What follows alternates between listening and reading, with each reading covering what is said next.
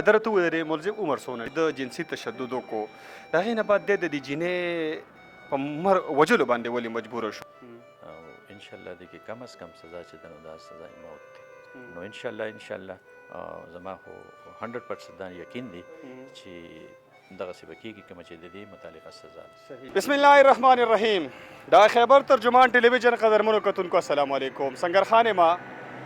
څو ورځې مخکې چې په تحصیلي تنګي کې په عمر خان کلي کې د 8 کالو د یوې ماشومې سره جنسي تشدد وشو او بیا د هغې نه بعد هغه ډېر زیات په بېدردۍ سره وژلې شوې وه.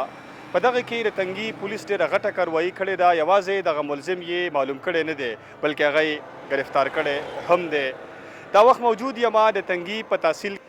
دننه به زما د دغې ګرفتارۍ په حوالې سره به د تنګي د ډي اس پي عبدالرشید صاحب سره خبرې کومه، د تاڼې د ایسیچو د نوشیروان خان سره به خبرې کومه. دغه حقیقت ستاسو مخې ته راوړمه، موږ سره اوسئ. قدرمنو کتونکو دا وخت ما سره د تنګي د پولیس سټیشن ایسیچو نوشیروان خان موجود دی. د دوی نه د دغې واقعې په حوالې سره تفصیل اورو. نوشیروان خان د ټولو ناول خو موږ د خپل سایډ نه تاسو ته په دې کارنامه باندې خراج تحسین پیش کوو. په ډېر لږ وخت کې یوازې ملزم هم آیډنټیفای نه کو بلکې گرفتار هم کو. څه به راته ویل غواړئ؟ السلام علیکم. بسم الله الرحمن الرحیم. موږ خو دې حوالې سره دا وایو چې دا کومه واقعه شوې وه خو ټول دنیا ته ښکاره ده. یو ډېر غټ جرم، یو ډېر افسوسناکه واقعه. نو د هغې مقدمه درج شوه، کوم چې څه د هغې هغه انیشل سټیج دی. بیا په هغې کې زموږ خپل طریقې کار دی. پروفایلینګ وکړو، سسپیکټس وګورو، پریویس هسټري پکې وګورو، په هغه انګل سره یا مختلف زاویو سره کوم ټیکنیکل کار چې دی په هغې سره د تفتیش آغاز وشو. زموږ هاي اف سی کوم دی، زموږ ډي پي او صاحب، ایس پي صاحب انویسټیګیشن هسپتال ته راغله، سپاټ ته لاړه، د ورثو سره ملو شو. هغه ټول خبرې د هغوی په نګرانۍ کې دلته کې وشوې او د هغې یو دغه ښه رزلټ راوته چې موږ ملزم ته ورسېږو. درته وویل ملزم عمر څونه دی؟ دا تقریبا 18 سال تقریبا. او څنګه څه نشه مشه کوي که نه؟ نه داسې څه خبره وه پکې شته نه، بلکل ښه نارمل دی او اډکټ وغیره نه دی. ټیک ده. د ده د دې ماشومې په ګاونډ کې اوسېږي، د ماشومې سره یې سره رشته شته که نه د بل کلي نه دا هلک راغلی و؟ نه دی خو تقریبا 2 کلي نږدې نو په هغې کې اوسي تقریبا داسې 100-150 میټر کې یو بل نه کورونه دي. دی هلته په پردي کور کې به طور همسایه اوسي دا هلک و. بل د ده څه ټریک ریکارډ هم داسې قسمه واقعګانې پکې شوي دي که نه دا د اولنی کیس و؟ نه پریویسلی ریکارډ خو داسې د موږ سره نشته. دا یو ړومبی کیس ته درالو مخې ته. صحیح ده. اصل کې دا خو یو نیچرلی خبره چې داسې یو خبره وشي نو هغه په سوشل میډیا هم هایلایټ شي، په معاشره کې مختلف رومرز راشي، هغې کې څه کې حقیقت وي څه کې نه وي، هغې سره خامخا مور پلار او خاص کر د وړو بچو مور پلار هغه داسې کنفیوژن کې راشي. موږ خو مخکې هم دا وایو چې د وړو د پروټیکشن دپاره د زنانو بیا داسې نو ټرانسجنډر وغیره یا کوم چې زمونږ وینډر لیبل کمیونټي ده هغې لپاره د پولیس کار هر وخت روان وي، زمونږ پې فوکس وي. خو دې والدینو ته پکار چې هم په خپلو وړو او دې سره سره په دې غټو وړو هم د موجودې معاشرې لحاظ سره نظر وساتي، ځکه چې دا کوم الکترونیک میډیا یا د میډیا خو نه خو د سوشل میډیا یا نیټ وغیره چې کوم دي نو دې سره هم په دې وړو باندې نظر پکار د دوی ذمهداري جوړېږي. دې خبرې ایسیچو صاحب د سوشل میډیا ذکر هم وکړو، تاسو چونکې انویسټیګیشن کړی دی، د دې هلک محرک څه کوم هغه فیکټرز چې دی دغه ته محرک دې واقعې ته په دې کې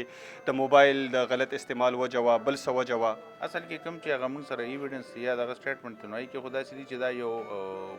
اچانک یو خبره شوې ده، دا کې څه پلانینګ وغیره نشته، بس هغه یو موخه جوړه شوې ده او هغه د موخې نه د پیادې غوښتو کوشش کړی دی او یو مسله ترې نه جوړه شوې ده. یو بل اخري سوال درنه دا کومه چې د جنسي تشدد وکړو د هغې نه بعد دی د دې جینۍ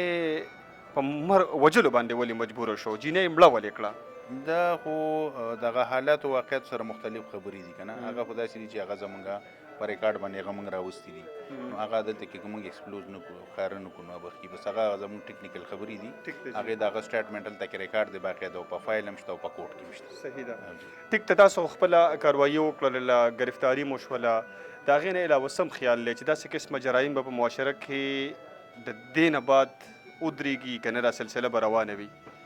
جرایم خو داسې شی دی چې داسې قسمه جنسي تشدد جرم داسې قسمه جرایم خو ډېر کم کیږي نه که تاسو د خپل ایریا کې وګورئ نو دا ډېر کم دي دا به تاسو ته په کلونو کې چېرته یو کیس رپورټ شي یا زما خیال لړومبي یا بني نو دا نارملي داسې کیږي نه دا الریډي د ریشو چې دا زموږ په معاشره کې کمه ده خصوصا په دې کلو کې ډېره کمه ده صحیح جی ایسیچو صاحب ډېره زیاته مننه موږ له وخت راکړ کتونکو دا وخت ما سره د تنګي سرکل ډي اس پي عبدالرشید صاحب موجود دی د دوی نه هم د دغه واقعیا په حوالې سره تفصیلات اورو ډي اس پي صاحب د ټولو نه اول خو راته دا ووایي چې په دې کیس کې په ملزم باندې کم کم سیکشن لګېدلي دي د کیس کې په ملزم باندې 302 376 او 53 سی پی ای دا په دې ملزم باندې لګېدلي او انشاءالله دې کې کم از کم سزا چې ده نو دا سزا موت دی ځکه چې دا یو خو ماشومه وه بل دې سره سیکسوال اسالټ شوی دی بیا دا وجلې شوې ده نو دې دپاره دغه پراپر سیکشن یې دی او دغه لګېدلي دي انشاءالله د پولیسو چې کوم جاب دی یا د پولیس کومه ډیوټي ده شکر الحمدلله موږ 100% کوشش دا و چې دا ښه طریقې سره وشي او د مشرانو کشرانو دعاګانې د حالات واقعیاتو مطابق په ټیکنیکل طریقو باندې په هره طریقه او په هر انګل موږ لړو سره زموږ د هاي اپس او په دې کیس کې انتهایي سټرګل وشو او هغه موږ هغه ځای ته الله تعالی موږ له کامیابي راکړه باقي چې کوم دی نو څومره پورې زموږ د پراسیکیوشن کار دی ډیوټي ده هغه په هغه لیول باندې ښه برابر ده پراسیس نور هم که څه لږ ډېر پکې پاتې دي هغه د زموږ د لیبارټرو چې هغه ځای نه د هغه د ریزلټ راشي او هغه به په دې فایل شامل شي انشاءالله څه پازیټیو راغلی دی څه به راشي مطلب فایل پراسیس چې دی دا انشاءالله موږ برابر کړو دې کې به چالان لړ شي باقي بیا هلته کې عدالت او کاروي ده نو انشاءالله زما خو 100% دا یقین دی چې دغسې به کېږي کومه چې د دې متعلقه سزا صحیح ډي اس پي صاحب اخري سوال درنه دا کوم هغه والدینو ته هم څه پیغام دی چې هغوی یېرېدلي دي دې واقعې نه بعد هغوی په خپلو بچو باندې یېرېږي سکولونو ته نه لیږي هغوی انسیکیور په سوسایټي کې فیل کوي هغوی ته پیغام څه دی زموږ خو ټول والدینو ته د مخکې نه هم دا پیغام دی بیا هم دی شکر الحمدلله زموږ هم بچي لرو